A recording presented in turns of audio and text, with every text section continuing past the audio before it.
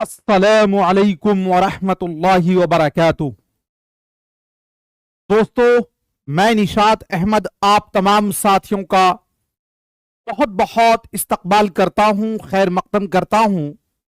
Well, 106 number सवाल में है कि आम लफ्जियात हैं डॉट डॉट। क्या है भाई?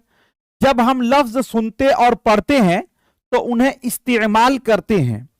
हम सिर्फ सुने हुए लफ्जों को इस्तेमाल करते हैं। हम मतन में पढ़े हुए लफ्जों को इस्तेमाल करते हैं। हमारे बातचीत और तहरीर में इस्तेमाल होने वाले लफ्ज। देखिए, यह कहा जा रहा है कि आम लफ्जियात। भाई, लफ्ज की जमा है लफ्जियात, लफ्ज की जमा है लफ्जियात। अब देखिए, जैसे मान लीजिए कि हम लोग कौन कौन से लफ्ज को इस्तेमाल करते हैं। मान लीजिए कि हम लोग इतने दिन से पढ़ रहे हैं, लेकिन जो पढ़ा हुआ लफ्ज है उसको हम लोग इस्तेमाल करते हैं क्या? क्या बहुत सारी बातें हम सुनते नहीं, लेकिन जिससे हमारा वास्ता पड़ता है, डेली बेसिस में जो अल्फाज हम लोग इस्तेमाल करते हैं उसी को इस्तेमाल करते हैं। तो जो हम डेली बेसिस में अल्फाज इस्तेमाल करते हैं, जिससे हमारा वास्ता पड़ता है, हर आदमी का एक तरीका होता है कि इन्हीं अल्फाज को वो इस्तेमाल करते हैं, तो उसी को कहा जाता है आम लफ्जियात।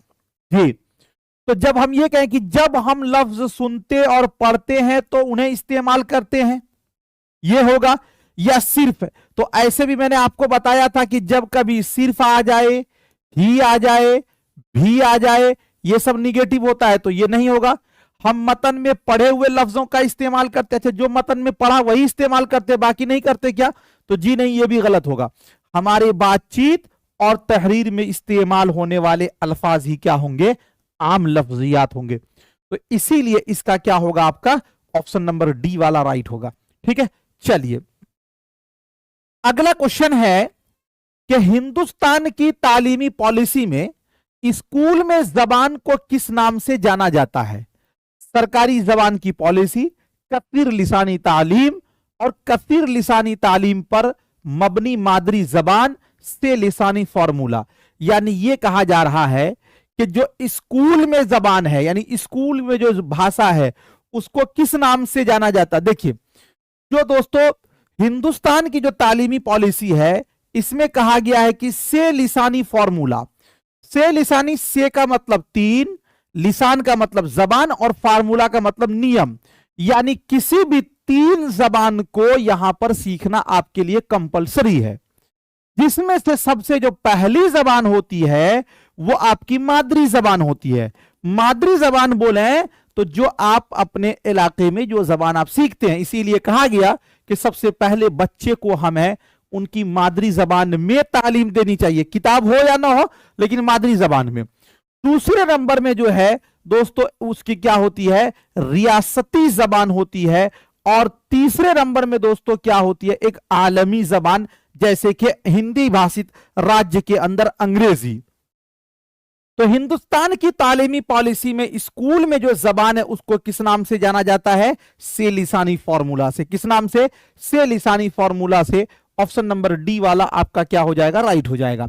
अगला क्वेश्चन, अगला है 108 नंबर में, पैटर्न को अंदरून का हिस्सा बनाने के लिए ड्रिल बतौर हिकमत अमली की वकालत करता है या करती है? तरसीली जबान की तदरीस, समई लिसानियात, कुल जिस्मानी रद्द अमल, तामीरियत पसंद जबान की तदरीस। पहले आप इस क्वेश्चन को समझें, उसके बाद आप इसका आंसर देंगे तो आप अच्छे ढंग से दे पाएंगे। देखिए क्या कहा जा रहा है कि पैटर्न, पैटर्न का मतलब मेथड, अंदरून का हिस्सा यानी अपने इसका इस्तेमाल करना। ड्रिल, आप कहिएगा ड्रिल का मतलब क्या होता है? ड्रिल का मतलब होता है प्रैक्टिस। ड्रिल का मतलब प्रैक्टिस। जैसे आप कोई जबान सीखते हैं, जैसे मान लीजिए अभी हम आपको पेडागोजी सिखाते हैं, तो इसका प्रैक्टिस सेट आप वहां पे इस्तेमाल करवाते हैं कि एक बार तो हमने आपको समझाया, आपको कितना समझ में आया, आप कितना समझे हो, आओ टेस्ट दो आप, है ना? तो वो प्रैक्टिस हुआ। तो ड्रिल का मतलब ही होता है प्रैक्टिस, यानी कोई भी मेथड को आप अपने अंदर का हिस्सा बनाने के लिए जो ड्रिल करते हैं यानी प्रैक्टिस करते हैं, बतौर हिकमत अमली, ये किस चीज की वकालत करता है? तो अगर ये कहते हैं कि तरसीली जबान की तदरीस, तरसीली जबान का मतलब होता है संप्रेषणात्मक, संप्रेषण का मतलब होता है बातचीत करना। आप प्रैक्टिस किस चीज की करते हैं दोस्तों? किसी चीज, देखिए ये होता है कुल जिस्मानी रद्द अमल, इसको भी समझ लीजिए, इसको कहते हैं टीपीआर। टीपीआर का मतलब होता है टोटल फिजिकल रिस्पॉन्स। जैसे देखिए हम आपको पढ़ाए हैं, हम अपने हाथ को, अपने चेहरे के हाव भाव को, अपने एक्सप्रेशन को ना जाहिर करें तो आपको मजा नहीं आएगा, इंटरेस्ट नहीं आएगा सुनने में। लेकिन हम जब आपको पढ़ाते हैं तो अपने हाथ से, अपने चेहरे से, अपने हाव भाव से, अपने एक्सप्रेशन से मैं आपको प्रभावित करता हूं, तो ये कहलाता है दोस्तों टोटल फिजिकल रिस्पॉन्स यानी टीपीआर। तो ये उस सूरत में होता है जब टीचर पढ़ाते हैं, बच्चे उसको ध्यान से सुनते हैं वो। लेकिन यहां वो नहीं कहा जा रहा है, यहां आपसे कहा जा रहा है कि पैटर्न को, किसी भी मेथड को अंदरून का हिस्सा बनाने के लिए ड्रिल यानी प्रैक्टिस बतौर हिकमती किस चीज की वकालत करता है दोस्तों? ये इस चीज की वकालत करता है कि किसी भी चीज को आप ध्यान से सुने, ध्यान से सुने। तो ये होता है समई लिसानियात, क्योंकि जब तक आप सुनेंगे नहीं तब तक आप समझेंगे नहीं, और जब आप समझेंगे नहीं तो फिर उसको आप सही से इस्तेमाल नहीं कर पाएंगे। जी समझ आए मेरी बात?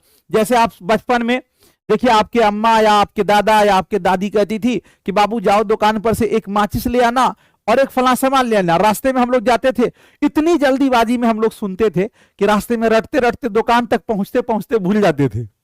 ऐसा होता था ना? वो क्यों होता? इसलिए कि हमने ध्यान से सुना ही नहीं। तो जी वही चीज है कि जब आप किसी भी चीज को ड्रिल करेंगे यानी अपने अंदर लाएंगे तो उसके लिए समई लिसानियात होगा। ऑप्शन नंबर बी वाला आपका क्या होगा? राइट हो जाएगा। चलिए अगला क्वेश्चन देखते हैं। ताउनी मफरूजे जिसको कहते हैं, इसका फोल्डिंग हाइपोथेसिस का मानना है कि समाजी तामुल वाफिर जरिया फराहम करता है जिससे आमोजिश अमल में आसानी होती है।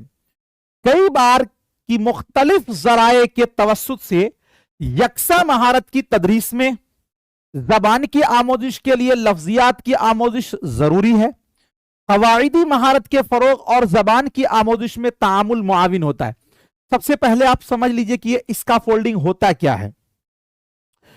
लेव वायुगोत्स्की और एक नॉम चॉम्स्की आपने पढ़ा है। लेव वायुगोत्स्की का ये मानना है, ध्यान दीजिएगा, कि एक आपको इसका फोल्डिंग, जैसे दोस्तों एक बच्चा है, सपोज दैट मान लीजिए कि हमने एक बच्चे की तस्वीर यहां पे बनाई, ठीक है। सपोज दैट मान लीजिए ये बच्चे को एक साइकिल सीखना है। क्या सीखना है मेरे भाई? साइकिल सीखना है। तो इसको साइकिल सिखाने के लिए आप या कोई भी साइकिल सिखाएगा, तो ये ऐसा तो नहीं कि साइकिल लेके दे देंगे डायरेक्ट ये सीख लेगा, जी नहीं। उसको एक आदमी जो है ना सहारा देगा पीछे से। अच्छा, वो जो सहारा देगा धीरे धीरे जब वो साइकिल सीख लेगा तो कभी छोड़ देगा, साइकिल सीख लेगा कभी छोड़ देगा, उसी का नाम है इसका फोल्डिंग। इसका फोल्डिंग का मतलब कि आप जब किसी चीज को न जानते हैं तो एक जाना हुआ व्यक्ति वो आपकी हेल्प करता है, लेकिन ये हेल्प कब तक करता है? जिंदगी भर इसको तो नहीं करेगा। जब ये आदमी इसमें माहिर हो जाएगा, सीख लेगा, तो उसको छोड़ देगा। यानी इसका फोल्डिंग जो है ये एक अस्थायी चीज है। यानी एक चीज ये भी इसमें है कि जो दोस्तों हेल्प करता है उसको कहते हैं MKO। क्या कहते हैं? MKO। MKO का मतलब होता है मोर नॉलेजेबल अदर, यानी जिसको वो हेल्प कर रहा है उससे ज्यादा जानकार। अब ये आपके उस्ताद भी हो सकते हैं, आपके दोस्त भी हो सकते हैं, आपके फादर भी हो सकते हैं, आपके मदर भी हो सकते हैं। ध्यान दीजिएगा, जैसे हम आपको उर्दू पेडागोजी सिखा रहे हैं, ये भी इसका फोल्डिंग है। लेकिन एक बात याद रखिए कि आपकी जब तक लाइफ है तब तक सिखाएंगे, जी नहीं। जब तक आप सीटेट पास कर जाओगे हो गया, उसके बाद आपकी छुट्टी। तो दोस्तों ये कहा जा रहा है कि ताउनी मफरूज है। ताउन का मतलब हेल्प करना, यानी इसका फोल्डिंग हाइपोथेसिस का मानना क्या है? पहला यह है कि समाजी तामुल वाफिर जरिया फराहम करता है जिससे आमोदिश अमल में आसानी होती है। यानी ये कह रहे हैं कि जो समाजी तामुल यानी बच्चों का एक दूसरे से इंटरेक्शन होना, एक दूसरे से कनेक्ट होना, वो इसको एक सीखने का एक जरिया फराहम करता है। एक बच्चे को आप डेली बेसिस पे प्रैक्टिस कराइए कि बाबू ऐसे बोलो, जल्दी बोलो, ऐसे चलो, वैसे भागो। लेकिन एक बच्चे को छोड़ दीजिए ऐसे ही समाज में बच्चों के साथ खेलने के लिए, उसको सब आ जाएगा, कैसे बोलना है, कैसे हमें एक्टिंग करना है, जी। चूंकि वो एक समाज में एक दूसरे से कनेक्ट होकर दोस्तों क्या करता है, वो सीखता है। तो सबसे जो बेस्ट ऑप्शन इसके अंदर है वो ऑप्शन नंबर ए है, इसलिए कि यहां पर समाजी तामुल दिया हुआ है। बात समझ गए? चलिए अगला क्वेश्चन आपके स्क्रीन पर है, कहा जा रहा है कि उस्ताद आमोजगारों की तहरीर और तकरीर की सारी मुश्तरका गलतियों को यकजा करता है, बाद में अपनी क्लास में बगैर किसी का नाम लिए हुए सारी गलतियों पर बहस करता है। इस तरह वो क्या करता है? ताउनी तदरीस माबाद अंदाजा कदर सरगर्मी, गलतियों का तज्जिया और फीडबैक। पहले आप क्वेश्चन को समझिए। आमोजगार का मतलब अधिगम करता यानी तालिब इल्म, जैसे आप लोग आमोजगार हैं, तो उस्ताद जो है ना आमोजगार की तहरीरी और तकरीरी, तहरीर का मतलब लिखावट और तकरीर का मतलब बोलना, यानी बोलने में और लिखने में जो भी गलती होती है सारी गलतियों को एक जगह इकट्ठा कर लेता है एक उस्ताद। उसके बाद में अपनी क्लास में बगैर किसी का नाम लिए हुए, यानी किसी एक फर्दन वाहिद का नाम न लिया, सब बगैर किसी का नाम लिए हुए गलतियों पर बहस करता है। यानी उस्ताद जो है ना किसी का नाम न लिया और वो उसी गलती पर टॉपिक पर बहस करता है कि ये गलती, ये लफ्ज ऐसे नहीं ऐसे होगा, इसको ऐसे नहीं बोलेंगे ऐसे बोलेंगे, किसी का नाम लिया हुआ नहीं। तो देखिए किसी भी चीज का नहीं कहते कि आप जब कोई चीज मार्केट में लेते हैं तो कहता है कि आप इसका फीडबैक दीजिए हमको, तो फीडबैक में आप क्या देते हो कि भाई आपकी ये सही है और ये चीज आपका गलत है, यही ना है। तो यही चीज तो इसमें भी है कि जो उसकी तहरीर और तकरीरी की सभी की गलतियों के बारे में जब चर्चा करता है तो वो एक तरह का फीडबैक है जी। तो ये आपका ऑप्शन नंबर डी वाला राइट हो जाएगा। ठीक है, चलिए अब एक चीज कुछ लोग कहेंगे कि तज्जिया, तज्जिया का मतलब ये होता है कि गलती हुई कैसे, इस चीज को देखा जाएगा तब। तो तज्जिया नहीं हो रहा है, यहां पे फीडबैक हो रहा है। ठीक है, चलिए अगला क्वेश्चन आपके स्क्रीन पर है। कहा जा रहा है कि वह सरगर्मियां जिनमें आमोजगार हदफ जबान को किसी मकसद यानी तरसीली के लिए इस्तेमाल करता है, जबान की तदरीस आमोजिश में ये सरगर्मियां कहलाती हैं। जोड़ों में काम, ग्रुप में काम, काम और मशक़ें। पहले इसका आप आंसर दे दें, उसके बाद हम इसका आंसर आपको बताते हैं क्या होगा राइट आंसर। देखिए सबसे पहले आप ये समझिए कि इस क्वेश्चन में क्या कहा जा रहा है। एक लफ्ज है हदफ जबान, तो पहले उससे पहले आप एक चीज ये समझिए, एक आपकी होती है मादरी जबान। मादरी जबान को कहते हैं मदर टंग या फिर इसे ही कहते हैं मातृभाषा। जिस समाज में आप पैदा होते हैं वहां पर जो आपके मां के गोद में जो बोली बोली जाती है उस बोली को, उस जबान को मादरी जबान कहते हैं। ठीक, अच्छा उसके बाद जब आप स्कूल जाते हैं जो जबान वहां पर सीखते हैं स्कूल की जबान, तो मादरी जबान की इब्तिदा जो है ना ये होती है मां की गोद से। कहां से होती है? मां की गोद से। और जब स्कूल में आप जो जबान सीखते हैं तो उसी जबान को कहा जाता है दूसरी जबान। और इसी दूसरी जबान का एक और नाम है, इसी को कहते हैं मियारी जबान। और इसी का एक और नाम है दोस्तों, इसी को कहा जाता है हदफ जबान। बस समझ गए? तो इसकी शुरुआत कहां से होती है? तो स्कूल से होती है। ठीक, अब ये हदफ जबान का मतलब समझ गए। अब ये कहा जा रहा है कि वह सरगर्मियां यानी वो काम जिनमें आमोजगार यानी जिसमें सीखने वाला बच्चा हदफ जबान को किसी मकसद के लिए, यानी जो दूसरी जबान है उसको किसी मकसद के लिए इस्तेमाल करता है। जबान की तदरीस आमोजिश में ये सरगर्मियां क्या कहलाती है? जैसे मान लीजिए अभी ही आप इतना कठिन कठिन जुमला सही नहीं, क्या कहना चाह रहा है मतलब नहीं, चारों ऑप्शन सही लग रहा है फिर भी जबरदस्ती का आप जुड़े हुए हो, मन दिल नहीं कर रहा है फिर भी आप पढ़ रहे हैं। क्यों पढ़ रहे हैं? कि भाई किसी तरह सीटेट पास कर जाए, चाहे समझ में आए या ना आए, किसी तरह मेरा नंबर आ जाए, यही न है। तो दोस्तों यही चीज कह रहा कि जो हदफ जबान है उसको किसी मकसद के लिए इस्तेमाल करता है, तो इसी को कहते हैं काम। सीटेट के बारे में कहा गया है कि चारों ऑप्शन जो है ना लगता है कि सब मेरा अपना ही है। जैसे अभी अब देखिएगा चुनाव का दौर है, नेताजी को लगता है सब अपना भी है लेकिन उसमें कोई कोई बार्गेनिंग उसके लिए करता है ना, तो इसी तरह इसमें सब लगता है कि मेरा दोस्त है जी, इतना कंफ्यूजन हो जाती है जी।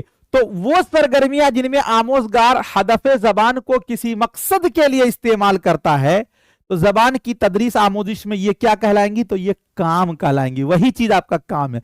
ऑप्शन नंबर आपका क्या हो जाएगा? सी वाला। क्योंकि देखिए ग्रुप में उसी जब वक्त आएगा कि जब एक दूसरे के साथ तामुल होगा, तो जब ग्रुप नहीं होगा तो जोड़ भी नहीं होगा। अब मश्क का मतलब तो प्रैक्टिस है, ये तो कट ही जाएगा। ठीक है, तो ये आपका ऑप्शन नंबर सी वाला राइट हो जाएगा। अगला क्वेश्चन, अगला है आपके स्क्रीन पर, उस्ताद 4 तलबा पर मुश्तमिल एक ग्रुप बनाता है, यानी एक जो ग्रुप बनाया उसमें 4 बच्चे, जैसे मान लीजिए कि उसने ए ग्रुप बनाया, बी ग्रुप बनाया, सी ग्रुप बनाया, ठीक है, डी ग्रुप बनाया, सब में कितने बच्चे हैं? 4 बच्चे हैं, और उनसे मतन या कहानी पढ़ने और खुलासा तैयार करने के लिए कहता है, यानी इस सभी से कहता है कि मतन या कहानी पढ़िए और उसका खुलासा भी तैयार करिए। जब तलबा ग्रुप में काम कर रहे होते हैं, जहां जरूरी होता है वहां उस्ताद उनकी मदद भी करते हैं, यानी इन सभी को अगर कहीं कोई जरूरी है तो वहां उस्ताद उसकी हेल्प भी करते हैं। बाद में ग्रुप से कहता है कि वो उसी पूरी क्लास के सामने पेश करे, उसे क्या कहा जाता है? यानी बाद में इस पूरे ग्रुप से कहा गया कि बाकी लोग बैठ जाइए और ये सब ग्रुप वाले खड़े हो जाएं और पूरे क्लास के सामने इसको पेश कीजिए, इसको क्या कहेंगे? ग्रुप में किया जाने वाला काम, ताआवुनी काम, ग्रुप में पूरी क्लास का बहसो मुबाहसा और तरसीली जबान की तदरीस। क्या होगा राइट आंसर? जी बताइए। देखिए, एक चीज आपको यह समझ में आ रहा होगा कि आप तो ये बहुत, अगर इतना आसान रहता ना तो ये क्वेश्चन सीटेट पूछता ही नहीं, जितना आसान इसको आप समझ रहे हैं कि उस्ताद 4 तलबा पर मुश्तमिल एक ग्रुप बनाता है। भाई 4 तलबा पर ग्रुप बनाया उसने जी। अच्छा, उनसे मतन या कहानी पढ़ने और खुलासा तैयार करने के लिए कहता, उन सभी से कहता कि भाई मतन या कहानी को पढ़िए और खुलासा तैयार करिए। जब तलबा ग्रुप में काम कर रहे होते हैं तो जहां जरूरी होता है उस्ताद उनकी मदद करते हैं। जैसे मान लीजिए आप जहां अटक गए तो हम मदद किए, तो आपको मदद जो करेंगे तो यही होता है ताउन, इसी को कहते हैं हेल्प जी। तो दोस्तों, बाद में ग्रुप से कहता है कि वो उसे पूरी क्लास के सामने पेश किया करे, तो वो सब तलबा आपस में थोड़ी काम कर रहे हैं, उसकी मदद कौन कर रहा है? उस्ताद। तो इसीलिए ये होगा ताउनी काम। क्या होगा? ताउनी काम। ऑप्शन नंबर बी वाला आपका राइट होगा, ठीक है। चलिए अगला क्वेश्चन आपके स्क्रीन पर, बहसो मुबाहसा कैसे हो जाएगा भाई? माना अखज करना का मतलब है शवाहिद और मंतिक पर मबनी माना का इखराज, इतलाक और इदराक को समझना, लफ्ज के माना मालूम करना, मतन का खुलासा लिखना। यानी यह कहा जा रहा है कि माना अखज करने का मतलब क्या होता है। माना अखज करने का मतलब क्या होता है? देखिए, एक चीज आप समझिए, आपको पता है कि कोई भी लफ्ज जब आप लिखते हैं या बोलते हैं या पढ़ते हैं तो उस लफ्ज का कोई वैल्यू नहीं। उस लफ्ज का जब तक आप माने को नहीं जानेंगे तभी उसका वैल्यू होगा, ठीक। लेकिन आपको यह भी पता है कि भाई लफ्ज जो है ना, नहीं कहते हैं कि अरे वो किस परिवेश में बोला है, भाई किस हालत में बोला है उसको भी देखना होगा। आप खामखा का नाराज क्यों हो रहे हैं? वो गुस्सा में आपको बेटा नहीं बोला है, वो प्यार से बोले हैं बेटा आपको। एक वही कहा बेटा देख लेंगे तुमको, ये गुस्सा वाली बात हो गई। तो यानी किसी भी माना को जब अखज करता है तो इसका मतलब क्या होता है? तो पहला ये कह रहा है कि शवाहिद और मंतिक पर मबनी माना का इखराज, यानी शवाहिद का मतलब ये हुआ कि हम उसको ये कह सकते हैं कि संदर्भ में हम माना को इखराज कर रहे। ऐसा होता है क्या? या इतलाक और इदराक को समझना। इतलाक का मतलब ये हुआ कि उस लफ्ज का माना क्या लिया जा रहा है वहां पे।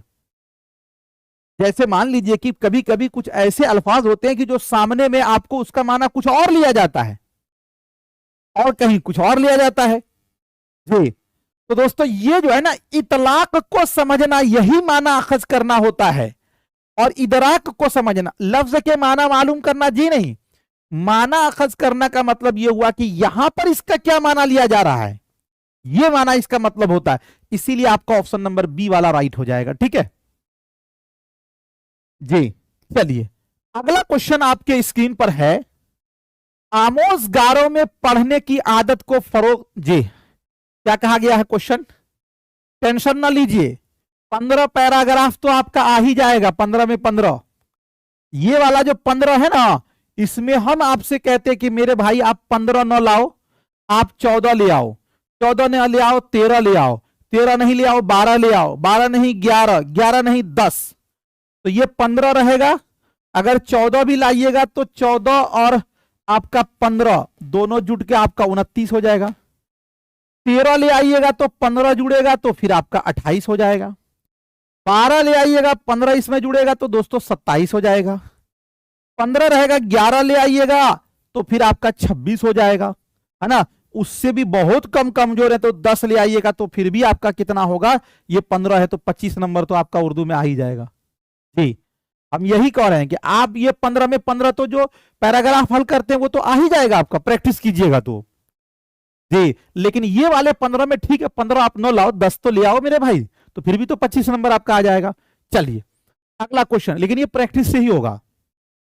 114 में आमोज़गारों में पढ़ने की आदत को फरोग देने की गर्ज से दर्जे झैल में से किसकी वकालत नहीं की जाती है। यानी ये कहा जा रहा है कि अधिगमकर्ता में हम पढ़ने की आदत को डेवलप करना चाहते हैं, तो मुंदरजा झैल में कौन सी चीज ऐसी है जिसकी जरूरत नहीं है पढ़ने की आदत को डेवलप करने के लिए, समझ रहे। तो अब पहला यह है मतन पढ़ते हुए इस्तिंबात करने की। इस्तिंबात का मतलब कि जो मतन आप पढ़ रहे हैं पैराग्राफ, उसमें ताल्लुक जोड़ना, निस्बत जोड़ना, तो बिल्कुल सही बात, ये तो होना ही चाहिए। अगर आप मतन पढ़ रहे हो, एक दूसरे से ताल्लुक नहीं जोड़ रहे, तो फिर उस मतन का कोई वैल्यू नहीं, तो ये तो होना ही चाहिए। अच्छा, मतन को अपने साबका मालूमात से जोड़ने की, जो पिछला आपने सीखा उसको इससे जोड़िएगा तभी तो कुछ माना निकलेगा, तो ये भी होना चाहिए। लफ्ज जबान के टुकड़े से माना अखज करने की, बिल्कुल ये भी होना चाहिए। लेकिन महज मतन को डिकोड करने की, यानी आप जो पैराग्राफ पढ़ रहे हैं ना उसको सिर्फ डिकोड कर रहे हैं। डिकोड का मतलब समझते हैं, एकदम छोटे छोटे अल्फाज में आप उसको इंडिकेट कर रहे हैं, ये नहीं होना चाहिए। और ऐसे भी हमने आपको बताया है मेरे भाई, जहां पर सिर्फ हो, ही हो, भी हो, तो ये जो है सिर्फ का मतलब ही ना महज होता है, तो ये यही होगा, तो एक निगेटिव वर्ड है, तो ये आपका निगेटिव है, तो इसलिए ऑप्शन नंबर सी वाला आपका क्या होगा, राइट हो जाएगा, इसलिए कि ये नहीं है और यहां भी आपको नहीं पूछा गया है। चलिए अगला क्वेश्चन आपके स्क्रीन पर है। मीना, मीना एक नाम है, ठीक है।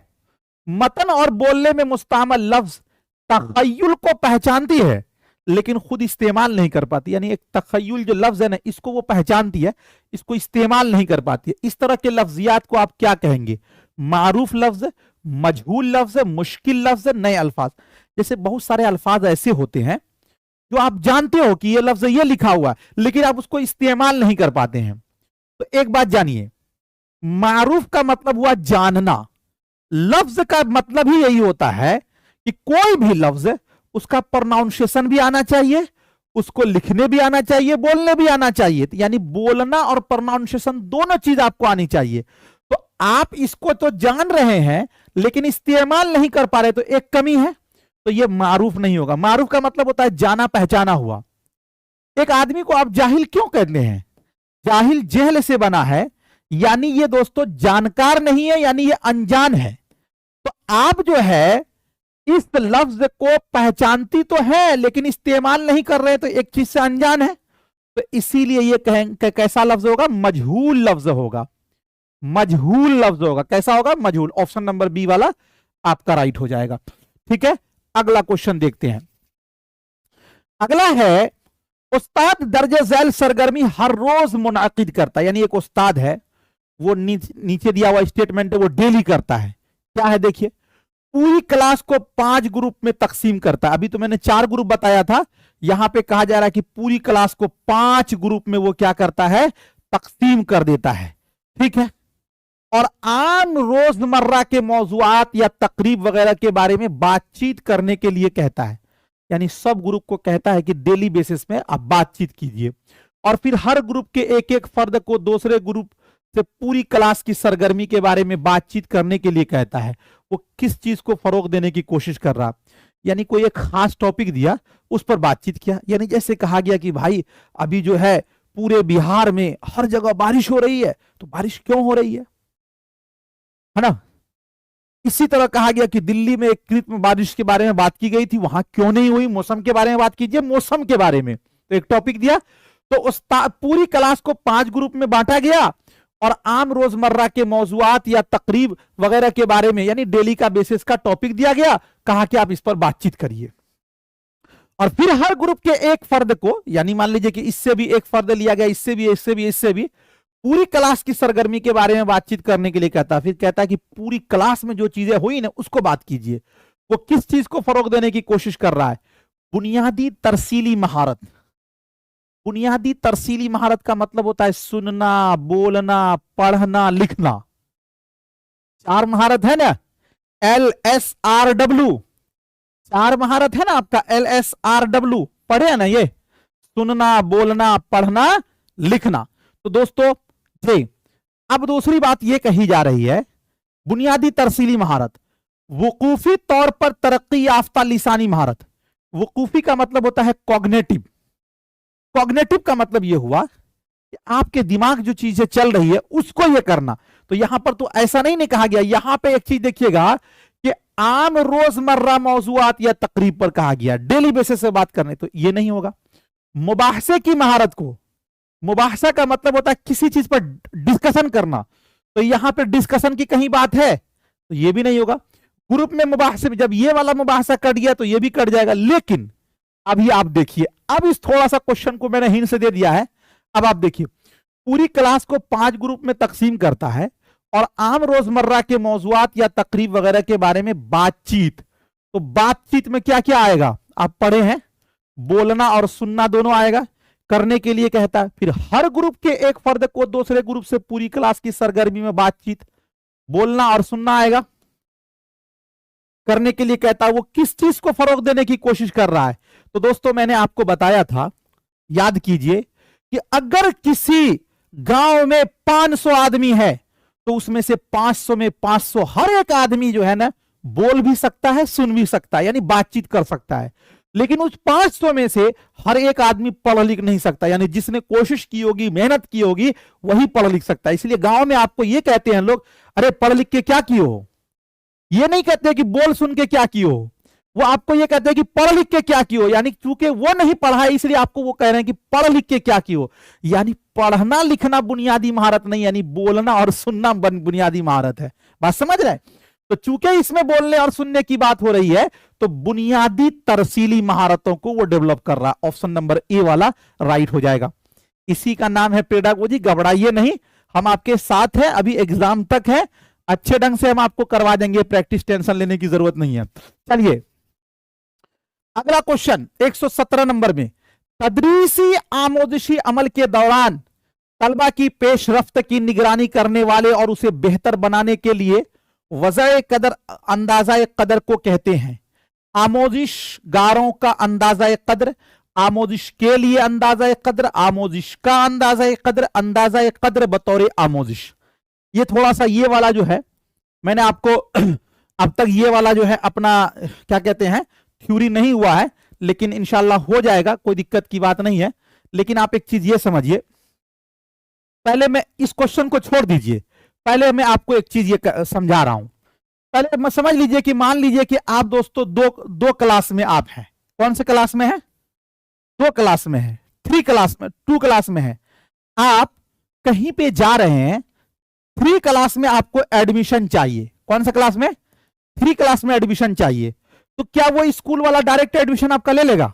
नहीं लेगा, वो आपसे दूसरे क्लास का एग्जाम लेगा कि आप हकीकत में दूसरे क्लास में पढ़े हैं।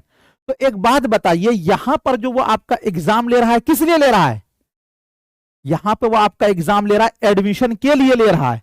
तो आपका किस लिए?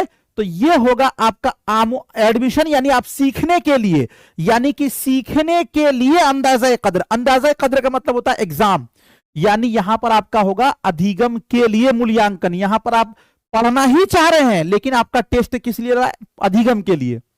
लेकिन यही चीज जान लीजिए, आपका 1 साल कंप्लीट हो गया, पूरे साल कंप्लीट हो गया, आपका किसी स्कूल ने टेस्ट लिया तो वो आपका अधिगम का लेगा कि आपने कितना सीखा है उसका टेस्ट लेगा जी। तो ये दोनों में फर्क है। अब आपसे ये कहा जा रहा है, एक चीज और समझ लीजिए कि जैसे मान लीजिए कि मैं क्लास में पढ़ा रहा हूं, कुछ बच्चे बहुत बदमाशी कर रहे हैं, तो मैंने क्लास के दौरान ही कुछ सवाल किया, तो ये दोस्तों क्या होगा? तो ये आपका होगा कि क्या कहते हैं कि आमोजिश का अंदाजा कदर, यानी जो दौरान क्लास होगा वो होगा, है ना। तो अब यहां पे देखिए कि तदरीस आमोजिशी अमल के दौरान तलबा की पेशरफ्त का मतलब आना की निगरानी करने के और उसे बेहतर बनाने के लिए वज़ाए कदर, अंदाजा कदर को क्या कहते हैं? आमोजिश गारों का अंदाजा कदर? जी नहीं, यहां करा आमोजिशी अमल के दौरान, आमोजिश के लिए अंदाजा कद्र, आमोजिश का जो होता है ना ये इख्तिताम में होता है, चूंकि यहां पे लिखा हुआ है कि दौरान, अंदाजा कद्र बतौर आमोजिश ये भी नहीं होगा, बल्कि ये आमोजिश के लिए अंदाजा कद्र होगा। ऑप्शन नंबर बी वाला आपका क्या हो जाएगा, राइट हो जाएगा। ठीक है, चलिए अगला क्वेश्चन देखते हैं। आपके स्क्रीन पर कहा जा रहा है कि कौमी तालीमी पॉलिसी 2020 में क्लास की जबान के तौर पर तो जबान के डॉट डॉट मुताले की सिफारिश की जाती है। से लिसानी फार्मूले में एक जबान के तौर पर, लाजमी जबान के तौर पर, इजाफी मुतबादिल के तौर पर, सानवी जबान के तौर पर। सबसे पहले हम आपको यहां पर एक चीज ये बताते हैं कि दोस्तों क्लास की जबान किसको कहते हैं। पहले आप इसको जान लीजिए, बेसिक चीज है। देखिए, एक आपकी जो है ना जदीद जबान है, गाना में भी नहीं देखते, कहते अरे ये आदमी को ना सैड सॉन्ग बहुत पसंद है।